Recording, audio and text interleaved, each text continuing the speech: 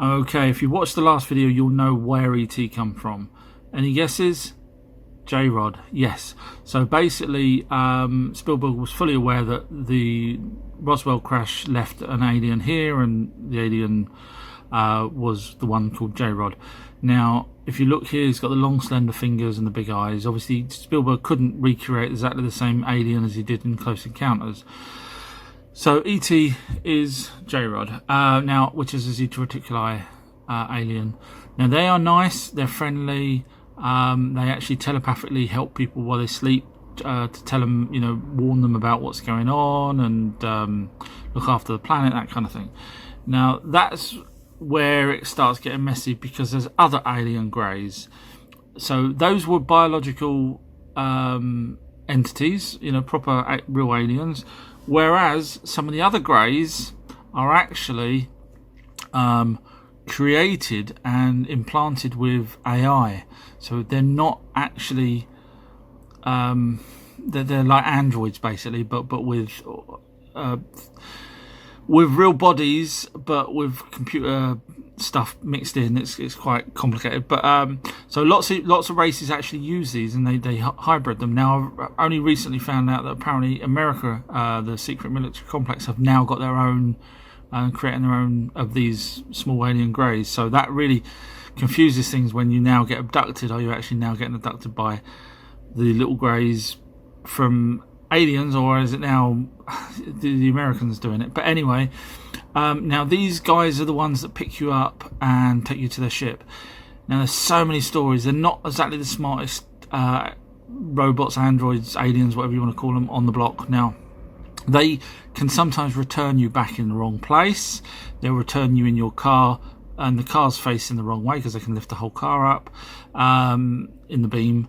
They put your shoes on back to front, they put your clothes back to front. So that's why you hear all these stories about these abductees that end up with missing time, but their clothes is round and back to front and things like that. It's these little guys. Now, these generally come from the tall whites. Now, the tall whites are the ones that oversee the operations that you would have if you was being abducted. That's not to say they're the only ones. There's reports that possibly the Nordics are also standing around watching what's going on. So the reason why they abduct people generally is to do with DNA. We've got nothing else on this planet really that we can offer.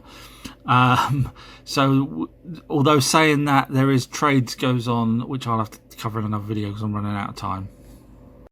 I will carry on with the aliens shortly, but I'm just letting you know that I will be going back around the subjects where I've missed things like ley lines, and people want me to talk more about the Anunnaki. So I'm just covering as much as I can now, but I will be going back around, so don't worry. And you can also come see me on a live chat on Mondays, noon UK time, for about an hour. So hopefully see you there. But if not, don't forget to go onto the YouTube channel, because I put the live chats up there, so you get a whole hour of me waffling on. Something that you might be interested in is a thing called SOM 101. It's a manual for army people. It was done way back, I think, in the 40s, and it explains what to do if you have a crashed alien, turn out a crashed ship. So in other words, lie to the public that it's a gas leak. You can find that online. Just type SOM 101, but there's debunkers out there that says it's fake, but when they shout loud enough, it's probably true, not fake. I will carry on with the aliens shortly, but I'm just letting you know that I will be going back around the subjects where I've missed things like ley lines, and people want me to talk more about the Anunnaki. So I'm just covering as much as I can now, but I will be going back around, so don't worry. And you can also come see me on a live chat on Mondays, noon UK time, for about an hour. So hopefully see you there. But if not, don't forget to go onto the YouTube channel, because I put the live chats up there, so you get a whole hour of me waffling on. Something that you might be interested in is a thing called SOM 101. It's a manual for army people. It was done way back, I think, in the 40s, and it explains what to do if you have a crashed alien, turn out a crashed ship. So in other words, lie to the public that it's a gas leak. You can find that online. Just type SOM 101, but there's debunkers out there that says it's fake, but when they shout loud enough, it's probably true, not fake. The reptilians, so there's a few different thoughts on this. So the first one is that these type here, the Dracos, the ones with the horns and the capes, are the kings or the leaders of the other ones that are not. So different types of Dracos there.